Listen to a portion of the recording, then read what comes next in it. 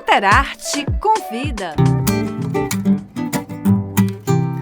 Toda reza na Bahia termina em festa, termina em festa, termina em festa.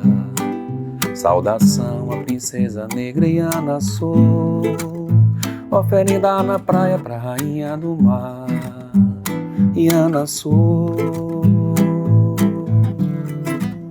Oferenda na praia pra rainha do mar.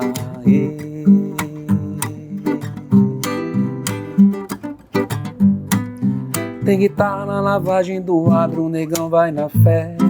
No pulso fitinha de cor, vai na fé pra beijar. Ele canta, ele vai pro terreiro, pra roda de samba pedir pra nanã uma benção na guia pra lhe proteger.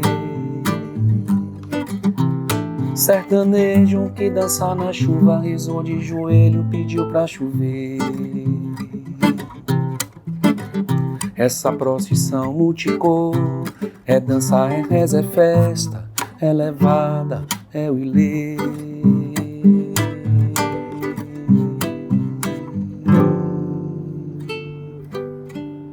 Eita, que coisa mais linda essa música. Sua? Parceria minha com Tom Lira, um amigo, né? Que a gente fala bem dessa coisa baiana nossa, né? E é linda, né? Linda demais. Linda, bacana. Falei desse... Essa mistura que tem a Bahia. Essa mistura, né? Do Pois profano é. com o sagrado. E é nesse clima que a gente começa mais um Soterarte Agenda com Pablo Moraes. Pablo, obrigada por estar aqui com a gente. Obrigado você, Eliana, mais uma vez, né? Aqui, prazer. Sempre bom estar com você aqui pra gente bater esse papo. Isso, muita coisa para conversar hoje, muitos causos.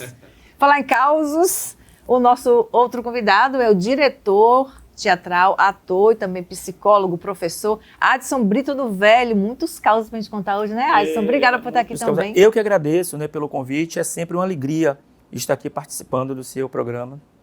Muito obrigado mesmo. Os dois já estiveram comigo na rádio e agora estão aqui na TV. Eu sempre começo aqui o programa querendo saber como é que os dois, né, como é que os convidados iniciaram, né, na arte de vocês. Eu quero saber, Pablo, eu sei que você começou a cantar, tocar muito cedo, né, criança ainda. Me conta aí um pouquinho da sua história. Eu comecei muito cedo, tocando bateria, lá no interior, que eu sou de Brumado, né, eu comecei tocando em banda baile e... Só depois de um tempo que eu descobri o violão, as composições, aí essa transição foi bem natural. E assim, hoje as pessoas já não me associam mais como baterista, né? Mas a bateria ainda está em mim, assim, é um instrumento que eu tenho o maior apreço, o maior amor. E toco em casa, no meu estúdio. Assim. Chegou a tocar com alguns cantores? Toquei muito. Muitos artistas, muita gente, muita banda, viajei para esse mundo afora tocando bateria. E nessa época, não sei se idade, nessa época a banda baile era grande escola, né? Uma grande escola. Na época, hoje não tem mais, a gente não tem muito mais essa escola da banda baile, né? Mas eu vim... No interior, aquelas festinhas do interior, com aquelas bandas... Demais. Tinham muitas magnatas, né, que é lá de Brumado. Garganta Inflamada, que eu acho que era de Muritiba. Isso foi longe agora. Rapaz... Tanta Lordão, né? Na época que era baile também. Aqui, Lordão. Lá no meu interior de Amargosa, eu fui muito dançar no baile com Lordão.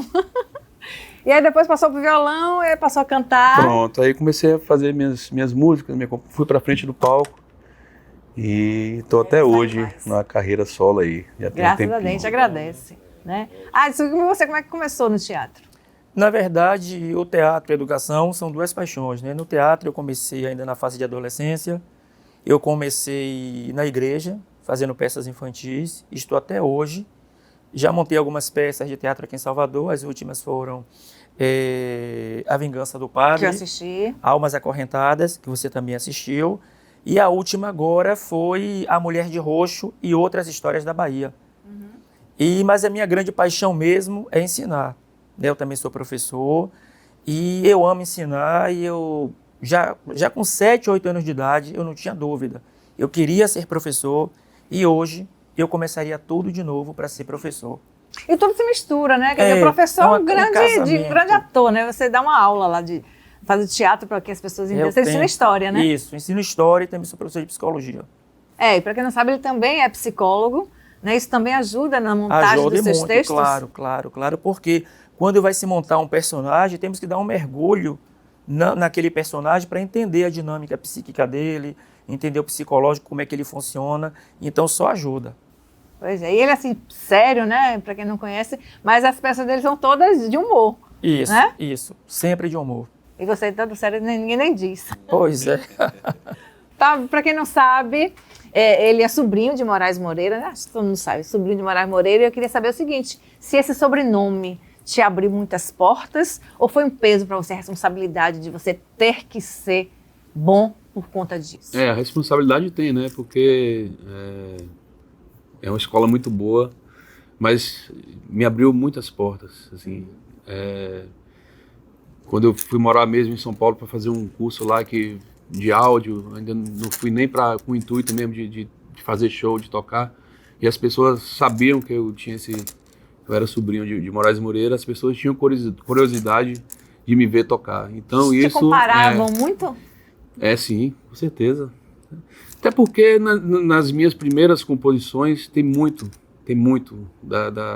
porque foi a fonte que eu bebi desde novo. Então não tive como correr disso, né? Porque tava ali chegou muito quando a gente, né, na essência mesmo, ele mandava os discos, então a gente naquela época do LP, né, ficava esperando o disco chegar, até chegar o disco furava ali o LP de um lado para o outro. Então isso foi uma escola linda assim na minha vida. Eu sou extremamente agradecido por ter tido uma escola tão boa. E como era a sua relação com ele? Você já dividiu muito palco com ele? Como era? Era super boa. O Moreira era um cara divertido, engraçadíssimo, papo nota 10. Sempre quando ele juntava aquela roda e ele contava os causos, engraçadíssimo ele. E em 2010 eu tive o privilégio de ele ter participado comigo de um DVD que eu fiz no Teatro Módulo. A gente cantou 4 músicas lá, tem esse registro. E foi lindo, tá guardado aí para a posteridade, para a memória. Que bacana. Adson, me conta um pouquinho do enredo dessas suas peças. A primeira sua peça foi... Uma das últimas foi A Vingança do Padre, né, que contava a história de um padre revoltado que gravava e jogava as confissões dos fiéis no YouTube. E aí você assistiu, você chegou a ver. Sim. Era um padre, apesar dessa falta de ética dele, mas ele foi muito querido pelo público. As pessoas tinham uma paixão muito grande pelo padre, ele é bastante carismático, mas foi uma comédia que nós ficamos muitos anos em cartaz, no Teatro da Barra, na ONG Casa Sarajane, no Teatro Dias Gomes e também na Casa 14, que é anexo do Teatro 18. Já pensou, Pablo, você já fez alguma confissão? Já se confessou, claro. Imagine se a sua confissão hoje fosse parar no YouTube. Mas eu acho que eu nunca me confessei, não. E piorou! Piorou! Olha só que descobriu aqui agora, tá vendo? Tá vendo? Nem quando era pequenininho? Não, eu acho que não tenho essa recordação. Pronto, não. Então pelo menos não corre o risco. Vou perguntar à minha mãe. Pronto, pelo menos não corre esse risco. Não corre esse risco, né? Pronto. Fica mais aliviado. Bom, essa foi a sua primeira peça. Aí depois teve... Depois eu fiz Almas Acorrentadas. Que também é uma história bem interessante. Isso, Almas Acorrentadas contava a história de pessoas com dedo podre. Dedo podre, para quem não sabe, eu sei. São pessoas que têm uma dificuldade muito grande de escolher os seus relacionamentos, sejam relacionamentos afetivos ou de amizade. Então as pessoas constantemente, muitas das vezes de forma inconsciente, elas escolhem pessoas com o mesmo padrão comportamental. Pessoas preguiçosas, pessoas agressivas, arrogantes, pessoas que só querem sugar o que o outro tem. Então muitas pessoas têm essa questão aí do dedo podre. E foi um espetáculo que no início o grande público se identificam muito. Para minha surpresa, nas primeiros dias de apresentação, o público era feminino, predominantemente feminino. Aí quando terminava a peça, aí as mulheres vinham e diziam assim: eu vou trazer meu noivo, eu vou trazer meu namorado, porque eles precisam ouvir isso aqui. E aí elas traziam os namorados, os ficantes, enfim. E aí eles se identificavam porque durante a apresentação um ficava olhando para o outro, tinha até que se beijasse na plateia naquele momento. Então é como se elas quisessem dizer algo, elas não conseguiam, então utilizaram a peça como esse veículo. Mas foi uma peça que as pessoas se identificaram muito. O retorno, o feedback era muito importante porque as pessoas diziam, a partir de Almas Acorrentadas eu vou mudar a minha forma de pensar, a minha forma de me relacionar com o outro. Então foi um espetáculo altamente prazeroso.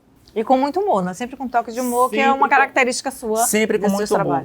Para você ter ideia, eu montei um clássico da dramaturgia nacional, que foi A Falecida, um texto de Nelson Rodrigues, uma tragédia carioca, que por minha veia, como você falou, você é muito sério, mas no palco eu me transformo. Tanto que eu coloquei A Falecida de Nelson Rodrigues, muitos toques de comédia, o que não cabia ali, mas eu coloquei. Então A Falecida ela foi apresentada nos anos 80, na escola de teatro, na sala 5 da escola de teatro da UFBA. Então também foi um espetáculo muito importante. E o último foi A Mulher de Roxo e Outras Histórias da Bahia, que eu contava a história da Mulher de Roxo, Clarindo Silva, da Cantina da Lua, Irmã Dulce, Hamilton Tratorista, aquele senhor tratorista que se recusou a derrubar as casas no bairro da Palestina, que emocionou o país inteiro. Tivemos também a figura de Júlia Fetal, né, que foi aquela jovem que foi assassinada com a bala de ouro, entrou para a história com esse nome, o crime da bala de ouro, que foram confeccionadas com as alianças do noivado. O noivo era o professor João Stanislau da Silva Lisboa, que foi interpretado pelo ator Alexandre Beltrão. Então ele matava, por ciúme, matava a noiva com a bala de ouro. Depois, com os estudos, descobriu-se que a bala era de chumbo. Quer dizer, um crime que hoje seria considerado como feminicídio. Foi uma história real que ocorreu em 1847 aqui em Salvador. Olha só. Você conhece essas histórias, Pablo? Não. Inclusive aqui nos bastidores ele estava me falando aqui da Mulher de Roxo? Da Mulher de Roxo, interessantíssima aqui essa história que eu não sabia. Na verdade, eu pretendo fazer esse resgate das nossas histórias. Temos muitas histórias interessantes que, infelizmente, a disciplina de História da Bahia ou a disciplina de História de Salvador, ela está silenciada das salas de aula. Ela não consta mais nos livros didáticos do ensino fundamental e médio e todos nós saímos perdendo. Porque um povo que não conhece a sua história, não conhece a história do Pelourinho, não conhece a história do Mercado Modelo, do Elevador da Lacerda, ficaremos mais pobres. E aí eu resolvi resgatar essas histórias e as pessoas estão se identificando muito. Não só aprendendo a história, mas as pessoas estão tendo um sentimento de pertencimento. Essa história é minha, essa cidade é minha. Então as pessoas têm me dado um retorno muito grande. E fala, professor, eu agora passei a olhar a minha cidade com outro olhar. Quando eu passo, eu vejo um casarão secular, eu paro para olhar aquelas características, enfim. E essas histórias são nesse livro aqui? Muitas histórias são nesse livro que eu lancei agora, aqui, ó. no dia 29 de abril. Salvador tem muitas histórias, todas elas estão aqui. E tem a história da Mulher de Roxo, que Pablo estava dizendo aqui que não conhecia, né? Mulher de Roxo, Era, conta aí pra gente, pra quem... Na verdade... porque a geração mais nova aí não. Então... não tão mais nova. A história da Mulher de Roxo, ela é uma grande figura folclórica, uma lenda urbana da cidade de Salvador. Então a Mulher de Roxo, ela não fez nada de extraordinário, não escrevia um livro nem nada. Era apenas uma mulher que ela vivia em Salvador entre a década de 60 a 90 e ela vivia perambulando aqui pela Rua Chile. Ela vivia vestida em um traje próximo, como se fosse um hábito de freira. Geralmente o vestimento dela era roxo, um crucifixo grande. E ela vivia pedindo esmolas na porta da antiga loja Sloper. Então as pessoas tinham muito medo da Mulher de Roxo, muito medo, apesar de que ela era inofensiva. Não existe registros dizendo que ela agrediu alguém. Então qual é o grande mistério? Que não sabemos quase nada sobre a Mulher de Roxo. Por exemplo, alguns dizem o nome. Uns falam que o nome dela era Sandra, outros dizem que o nome dela era Nair, outras pessoas falam que era Doralice, enfim, são vários nomes. Então, ela viveu durante esse tempo todo, então ficou registrado na memória afetiva de milhares de baianos. E aí eu fiz essa peça e, para minha surpresa, muita gente queria saber a história da Mulher de Roxo. Então, ela depois ficou doente, ela foi internada no hospital de Irmã Dulce e, na morte dela, eles retardaram o sepultamento para ver se aparecia algum parente, mas nada. Então, ela morreu solitária, como indigente. Então ela marcou toda uma geração. Pois é. Muita história que se tem aqui, né? E você também usa essas histórias, eu estava ouvindo aí sua música, isso também nas suas composições, né? A cultura, a riqueza da Bahia. Acho que cada música tem uma história, né? Que a gente conta e coisas do cotidiano, coisas de nossa história mesmo, né? Essa mistura, o sincretismo, mistura, né? Tem isso na sua... A música tem isso, né? A poesia, né? Na verdade, a gente tenta resgatar um pouco do que é da gente e do que é do outro também. Né? Às vezes, as pessoas vão se identificando ali com uma coisa que não é nem nossa própria, assim, mas você se identifica, né? E aí... Você falou, essa música é minha, e como é compor com parceria? É meio complicado, não sei, eu fico imaginando porque eu não sou compositora, então eu fico imaginando quem está de fora. Uma afinidade muito, assim, eu tenho poucos parceiros, não tenho muitos parceiros. Tenho 3 parceiros que fizeram muitas coisas comigo, fora as minhas autorais, né, solo, assim, que não tem parceria, assim. Mas é um negócio de muita... e assim, quando eu acho um parceiro, assim, de musical, é muito rápido, assim, acho que a música sai... em menos de 20 minutos a gente consegue fazer. Afinidade. Quando assim, tem essa afinidade. Uhum. Eu tenho feito agora uma parceria linda com a super cantora Priscila Magalhães. E a gente, no intervalo de 1 ano, a gente já fez 15 músicas, sabe? Então é muito. A gente já tem um disco e músicas já prontas, assim, belíssimas. E isso não é normal, você não consegue essa troca com qualquer pessoa, né? Eu tenho amigos músicos de anos, eu nunca consegui fazer uma música assim, a gente nunca parou para fazer, nunca... É uma coisa, né? Essas coisas assim a gente não tem como saber explicar muito, assim, né? E eu estava vendo sua trajetória aqui, você já cantou, foi convidada a participar de um festival no Japão, me conta aí como é que foi isso, como eu fui em 2016, representando Salvador Cidade da Música, pela Unesco, né, nesse Festival Mundial da Música, lá em Hamamatsu, no Japão, que Hamamatsu é considerada pela Unesco a primeira cidade da música do mundo. Uhum. E foi um negócio absurdo. Como é que foi cantar para os japoneses? Bom demais. Fiz 4 shows no Japão, lá nessa cidade de Hamamatsu. Foi uma experiência, assim, que eu não tenho nem como, assim, eu falo com as pessoas que eu contando, não dá para ter uma dimensão, assim, do que eu vivi lá, né, da experiência que eu tive.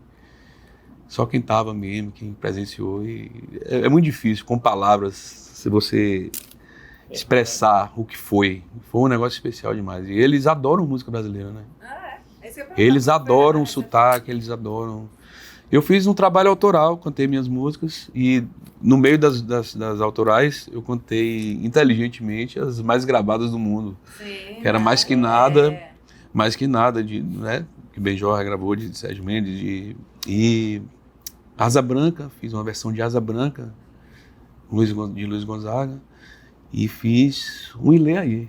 Quero ver você, Ilê Aí. Imagina o Ilê Aí no Japão, uma versão que eu faço assim, cantando as coisas de Senhor Mateus Aleluia também. Fiz levei um pouco da Bahia, né?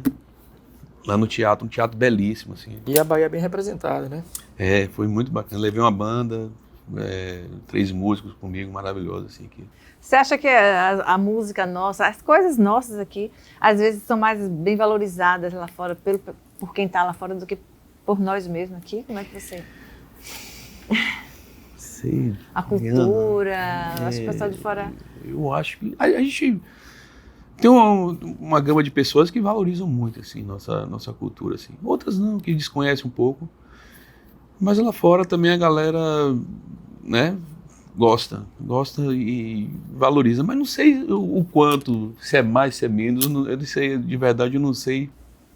É que eu vejo assim, aqui no centro, né, a gente vê os turistas que chegam, as pessoas que chegam de fora, dão tanto valor àquelas coisas aqui, né, que a gente vê, que a gente que está aqui passa despercebido. Por isso que eu perguntei se a música lá fora... É aquele negócio do, né, que você está aqui, você vê tanto e você passa, não dá aquele devido valor, né?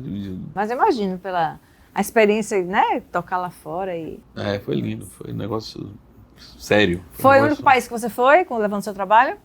Assim, com essa grandeza de profissionalismo, sim. Uhum. Foi com banda? Não, foi só você? Fui com banda. Eu tinha direito a 5 passagens comigo. E levei 3 músicos e uma produtora. Foi lindo. E aí ficou o convite para voltar? Eles nunca mais retomaram esse festival. Porque foi um festival, uma coisa... Foi um festival mundial. Eu era o único representante do Brasil mesmo. Olha assim. só que responsabilidade. É. Em 2016. Eu fui selecionado entre diversos artistas baianos aqui. E como é que foi essa seleção, assim? Essa inscrição, essa seleção? Quando Salvador entrou nesse processo de concorrer, Salvador Cidade da Música, tinha uma pessoa que ia nos meus shows e gostou, assim, e ela trabalhava como relações internacionais na prefeitura e tal, e ela estava engajada também nesse processo. E quando ela foi lá para o Japão, né, com o prefeito, né, para apresentar Salvador para eles, para dizer o que Salvador tinha para poder ser cidade da música. Nesse processo ela conheceu algumas pessoas e essas pessoas começaram a pedir eu quero coisas novas que estão acontecendo lá em Salvador, mande pra gente. E ela mandou vários projetos, mandou uns 10, umas 10 pessoas que ela gostava, assim. E aí ela passou um mês, ela me ligou, Pablito, me pediram mais coisa sua. Aí eita, chega daquele friozinho na barriga. Eu falei, é mesmo? Ele falou, só dos que eu mandei, só me pediram coisa sua de volta. Quer que eu mande? Eu falei, veja aí de novo, você já mandou, escolhe aí as coisas, eu vou te mandar umas referências assim. Pronto, aí se passaram mais uns 2 meses, ela me ligou, vamos pro Japão, você foi selecionado para ir para esse. Aí foi uma alegria. Imagino. Vamos lá com música, claro? Mostra aí o que os japoneses viram por lá.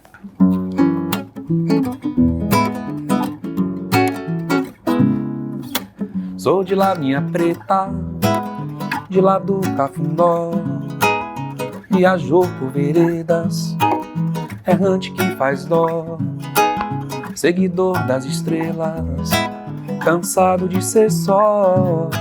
Sou de lá, minha preta, de lá do Cafundó, um errante que faz dó, tão cansado de ser só. Um errante que faz dó, tão cansado.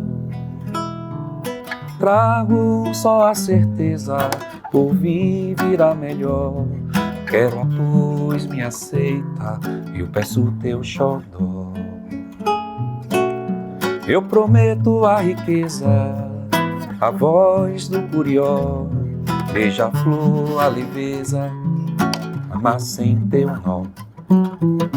Sou de lá, minha preta, de lá do Cafundó, viajou por veredas, errante que faz dó, seguidor das estrelas, cansado de ser só. Sou de lá, minha preta. Reza, reza, macumbeiro, reza de terreiro e de candomblé. Joga sua pipoca, faz a sua fé, pede pro seu santo, pra esse mundo melhorar. Bota fogo na partida, passagem só de ida, não pensa em voltar. Um novo desafio, um novo lugar, e pede pro seu santo, pra esse mundo melhorar. Deixa rolar um som, meu caminhão já vai passar. Deixa rolar o som, meu caminhão já vai passar. Deixa o tempo me levar e o destino me guiar pro bem. Deixa o tempo me levar e o destino me guiar pro bem. Deixa o tempo me levar e o destino me guiar pro bem. Deixa o tempo me levar e o destino me guiar. É macumbeiro, macumbeiro, macumbeiro, beiro. Macumbeiro, macumbeiro, macumbeiro. Macumbeiro, macumbeiro, macumbeiro. Reza macumbeiro, macumbeiro, macumbeiro.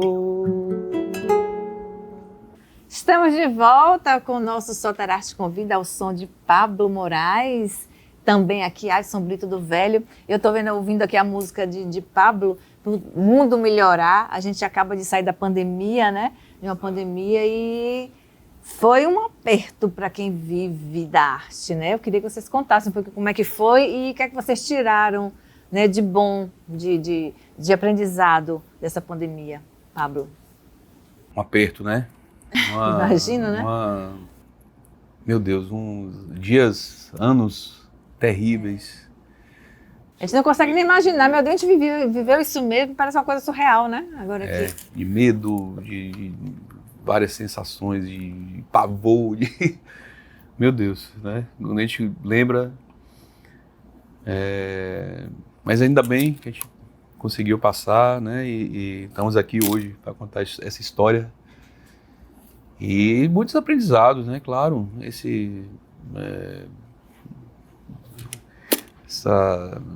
em casa e você tentando se redescobrir, se reinventar, né? De várias formas. Então, acho que foram bons aprendizados, assim. Você chegou a embarcar nas lives também? Claro, não tinha como, senão a gente enlouquecia, né?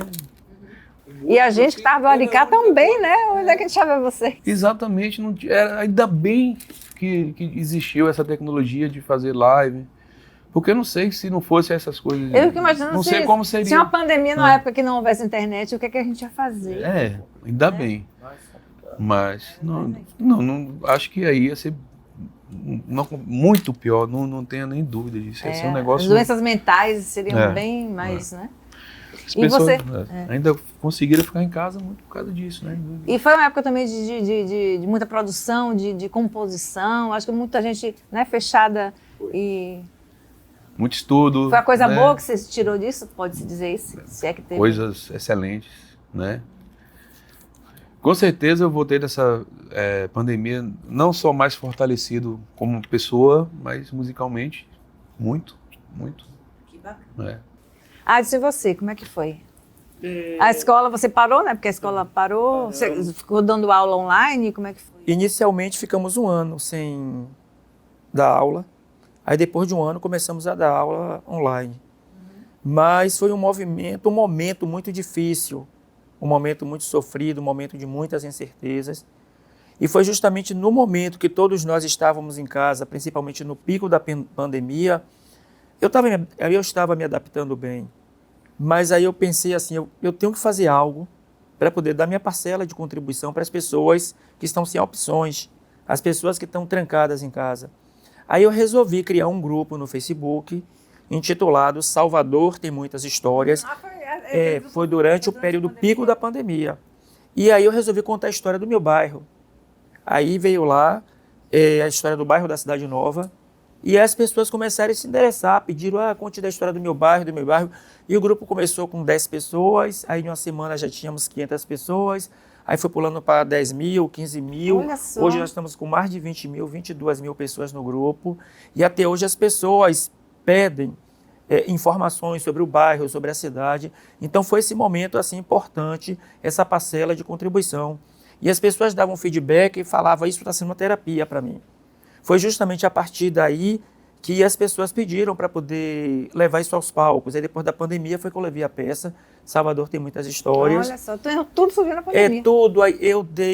Foram 26 entrevistas na Rádio Metrópole. Uma entrevista cada uma de 50 minutos, falando cada vez de um bairro da cidade de Salvador. E, inclusive, quando você falava da Mulher de Roxo, eu recebi até um convite de um grupo lá dos Estados Unidos, que eles gravaram a história da Mulher de Roxo, eu dei entrevista, foi ao ar também para 8 países, e até o próprio Jornal Massa me convidou para uma série de 7 reportagens, intitulada de As 7 Maravilhas da Capital. Então, o grupo foi crescendo e até hoje as pessoas têm um interesse muito grande, e as pessoas me pediam, por que não lança um livro? Eu nunca tive pretensão de lançar livro. Aí nasceu a criança. Aí. Pois é, né? Foi o que tirou de bom da pandemia. Foi para mim. Acho que quem soube tirar uma coisa boa, Isso, cresceu, as pessoas melhorou. aproveitaram muito. Muita coisa Quem boa soube aconteceu, aproveitar, né? Muita Porque coisa também- boa aconteceu na pandemia. Foi um momento de muita reflexão, De criação, né? momento de reflexão, de criação, também de amadurecimento. Que as pessoas começaram a perceber que todos nós somos iguais e que nós iríamos tudo para o mesmo barco. E aí, apesar de todo o sofrimento, perdemos amigos, perdemos entes queridos, familiares, mas muitos saíram fortalecidos, mas muitos estão sofrendo as consequências até hoje. Então, tanto que o Brasil hoje tornou-se o país mais ansioso do mundo. Eu digo isso pelos meus alunos, cresceu o número de depressivos, pessoas ansiosas, pessoas com transtorno de pânico, enfim, deixou essa sequela. Eu virei atleta na pandemia. É verdade.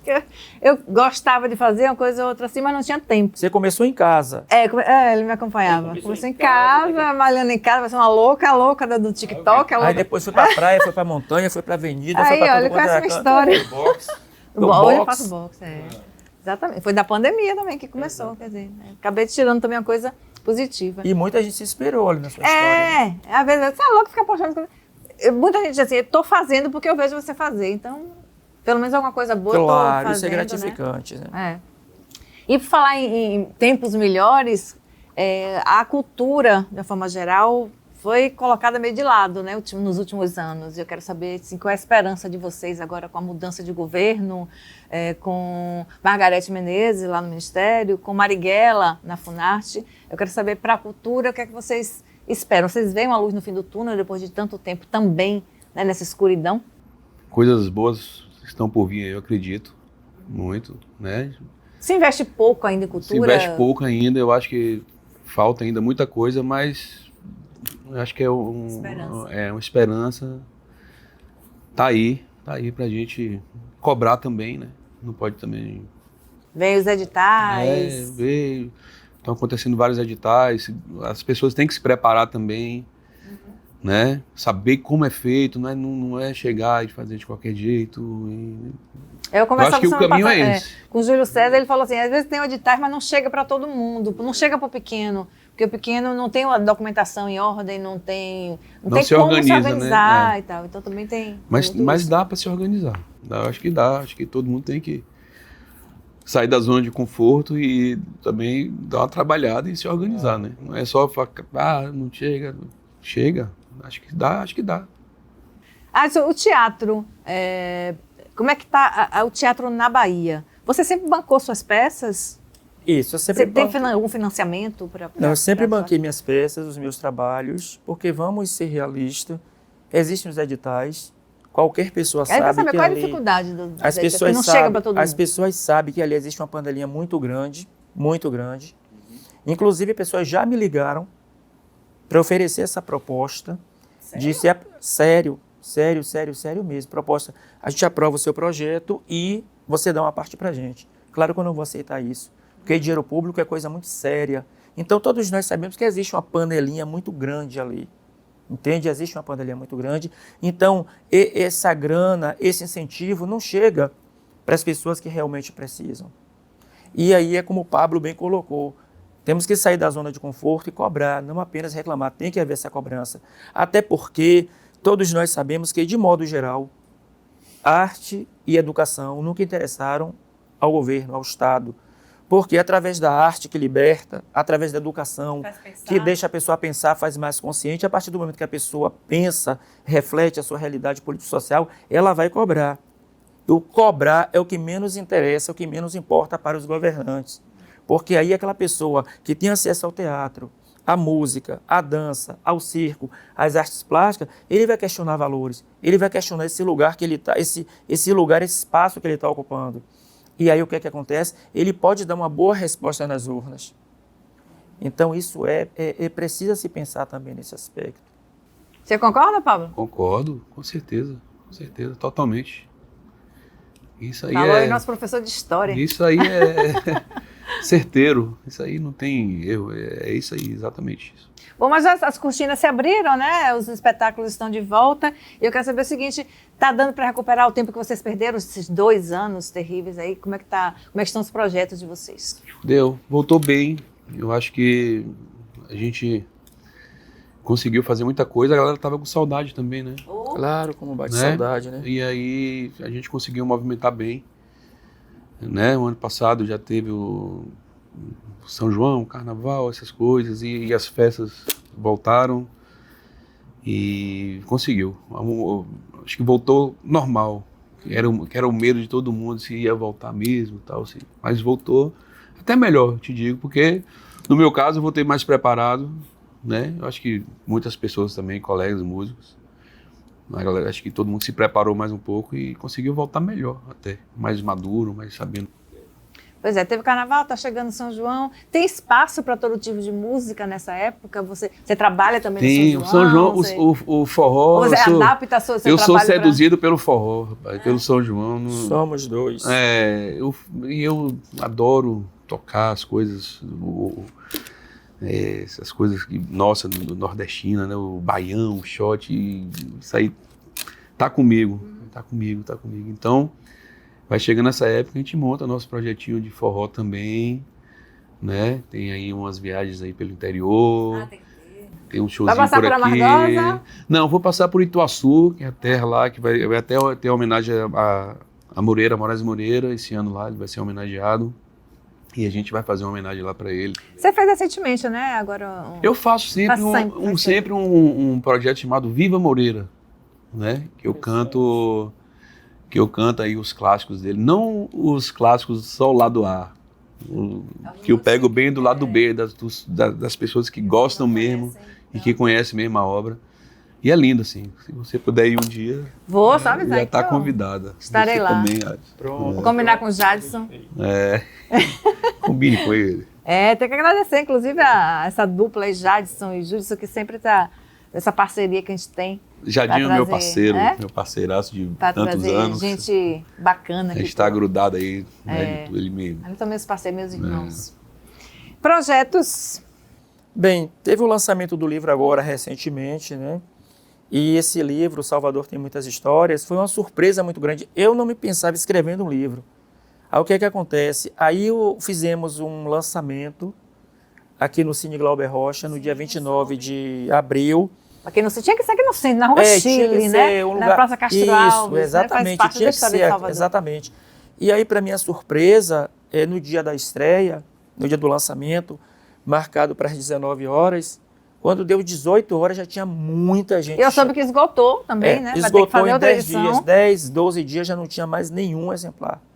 Não tinha mais nenhum, esgotou. Agora em junho vai chegar, eu vou lançar a segunda edição. Vai incluir alguma coisa na segunda? Não, vai ser a mesma coisa. Agora, um detalhe curioso é que os livros foram vendidos todos aqui para Salvador.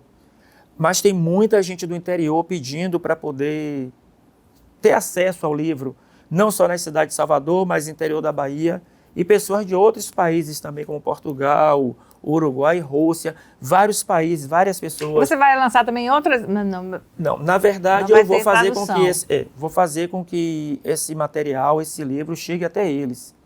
E vou fazer também aqui um lançamento de uma segunda edição. Tivemos também o apoio de Clarindo Silva, né? Que deixou também os livros lá na Cantina da Lua, que também já não tem mais nenhum exemplar. Então, as pessoas se interessaram muito pelo livro. Então, assim, não é um livro escrito de uma forma acadêmica. É isso que eu ia perguntar. Ele tem essa história tem aquele mesmo toque de humor que você usa nas peças? O mesmo toque de leveza, porque o meu objetivo é conquistar um público bem amplo. Então, foi justamente a forma que eu escrevo lá no Salvador Tem Muitas Histórias, foi a forma que eu escrevi também no livro Salvador Tem Muitas Histórias. Então, não é um trabalho acadêmico, é uma linguagem muito simples, mas com muito cuidado, com muita pesquisa. Então, é uma forma de despertar um interesse pelo conhecimento da nossa cidade. As pessoas têm dado um retorno. Também muitos taxistas compraram o livro, porque os taxistas falam assim, olha, Adson, eu pego passageiros e às vezes eu vou levar na Undina, vou levar na Barra, no Pelourinho. Eu tenho que conhecer pelo menos o mínimo para poder passar essas informações, entendeu? Então, assim, foi bem legal, assim, uma grande surpresa para mim. Que bacana. E alguma dessas histórias aqui você pode contar para a gente, além dessas que você citou? Que outras aqui que você pode contar? Eu posso contar alguns dados assim, por exemplo, curiosos. Muitas pessoas acreditam que o padroeiro da cidade de Salvador é Senhor do Bonfim, mas não é. Quem é o padroeiro de Salvador? Não é Senhor do Bonfim, não? Não, não é Senhor do Bonfim. Muita gente pensa que é Senhor do Bonfim. Senhor do Bonfim é um santo de maior devoção.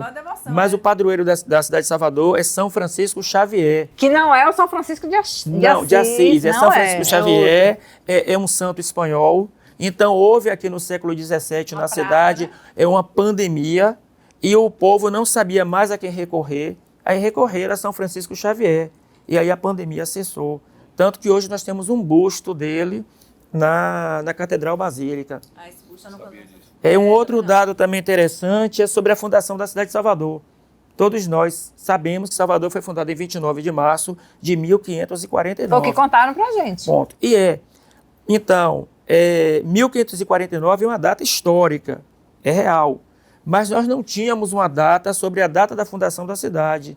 Aí o que acontece? Então, criou-se 29 de março como uma data simbólica, que foi a data de Tomé de Souza, que chegou aqui em Salvador. Então, depois de muito debate entre historiadores, geógrafos, então deram para a cidade essa data, 29 de março de 1549. Olha só. Falo também sobre o brasão da cidade, né, que muitas pessoas veem, né, no brasão e também nos símbolos oficiais. Vê, por exemplo, aquela pomba branca com um ramo de oliveira, escrito em latim, Sed illa ad reversa est, que significa e assim ela voltou à arca. É fazendo uma alusão, né, ao texto bíblico de Noé. Falo sobre o Pelourinho, né, que muitas pessoas vão ali, vão se divertir. E nem todo mundo sabe que Pelourinho, na verdade, era uma coluna.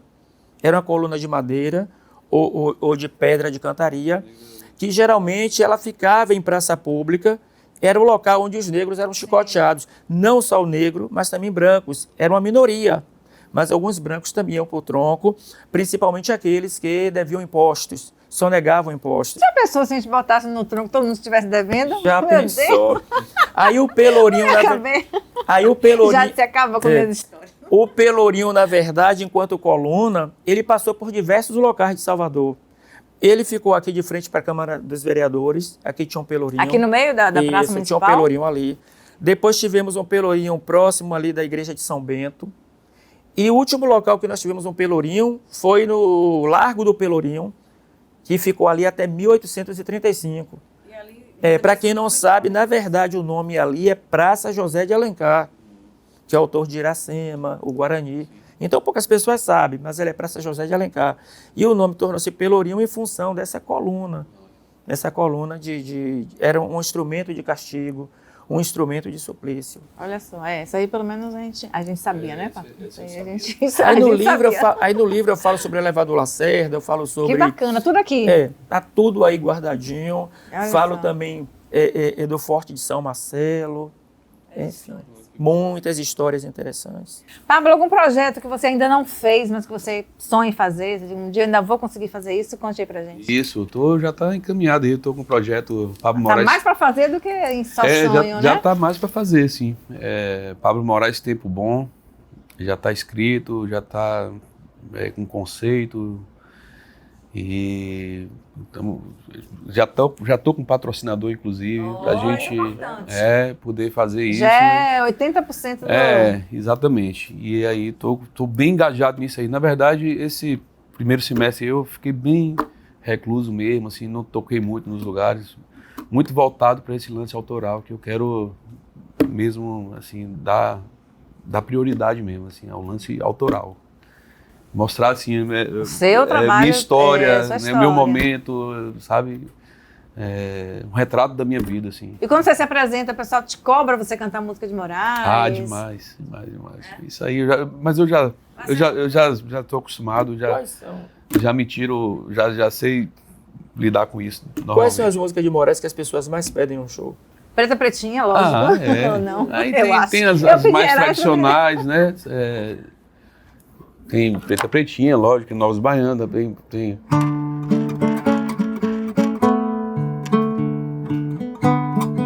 Sintonia, né? Escute essa canção, que é pra tocar no rádio do seu coração. Você me sintoniza e a gente então se liga nessa estação. Essa. E fora a parte dos carnavais, né, que ficou... Moreira foi um carnavalesco, levou muita alegria. Eu sou o Carnaval a Cada Esquina, Bloco do Prazer, o próprio Chame Gente, né? São tantas canções que ele deixou aí que... Agora, Moraes, que soube levar e com tanta dignidade o nome da Bahia, mereceria uma estátua aqui na nossa cidade para eternizar ainda mais a história desse grande artista. Eu acho que tem um projeto de ter uma estátua dele lá do lado de Castro Alves, né?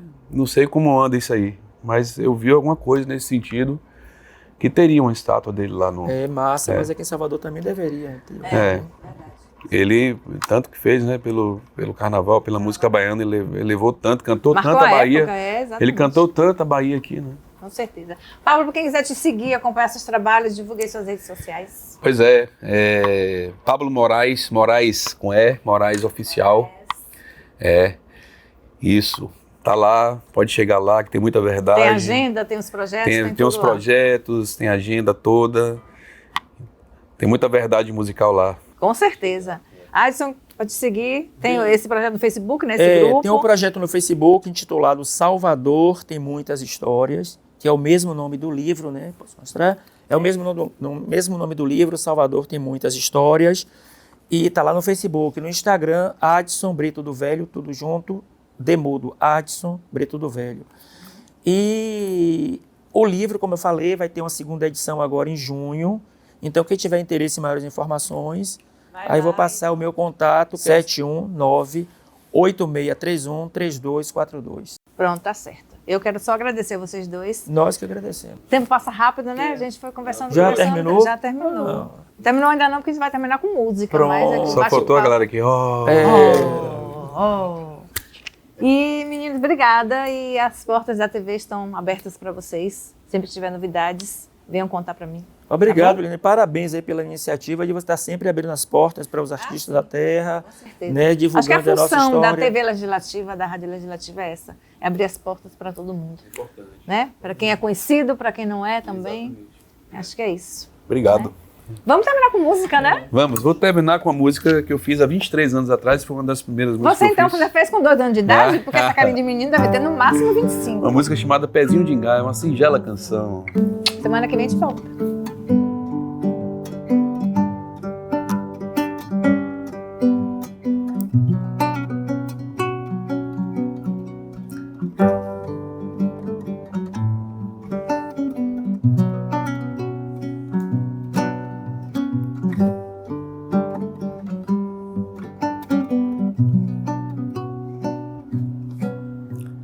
Vai levar meu coração contigo essa canção. Voa feito um passarinho que foge do seu ninho, sem saber que deixou saudade pra danar. Como um tempo bom que passa e não volta, mas vai voltar, mas vai voltar, meu pezinho de engar.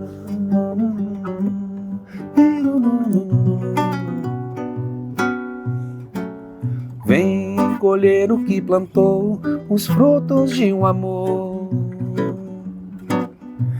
e traz a felicidade que eu não sei onde ficou. Então voa, feito um passarinho que foge do seu ninho, sem saber que deixou saudade pra danar, mas vai voltar, mas vai voltar, meu pezinho de engar.